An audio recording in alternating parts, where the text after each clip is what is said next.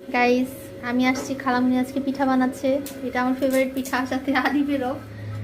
এই পিঠাটা আমরা অনেক বেশি পছন্দ করি, কিন্তু আম্মুও বানাইতে পারে না তেমন একটা। দেখি,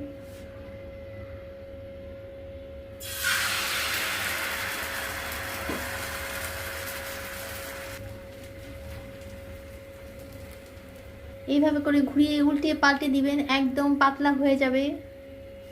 বানানোর প্রসেসিং চলতেছে। আর এটা হচ্ছে খিসা, এমনই স্পেশাল খিসা। জানি না কেমন হয়েছে, খেয়ে বলবো কেমন হয়েছে। আর এটা বানিয়েছে দেখেন, এটা চালের গুঁড়ি, ময়দা, চিনি, গুড়। যারা যারা আপনারা বানাতে পারেন না, এই যে দেখে নেন। এভাবে কি ঠান্ডা পানি না গরম পানি? হালকা গরম পানি দিতে হবে। আমরা দিয়ে দিব খিসাটা। এটা হচ্ছে ঘরে বানানো খালামুনির স্পেশাল খিসা। যাই হোক, আমার খালামুনি কিন্তু অনেক সুন্দর সুন্দর ডিশ বানাইতে পারে, অনেক মজার মজার খাবার শুধুমাত্র খালামুনির বাসায় খেয়ে আমরা ট্রাই করেছি। ইয়া কার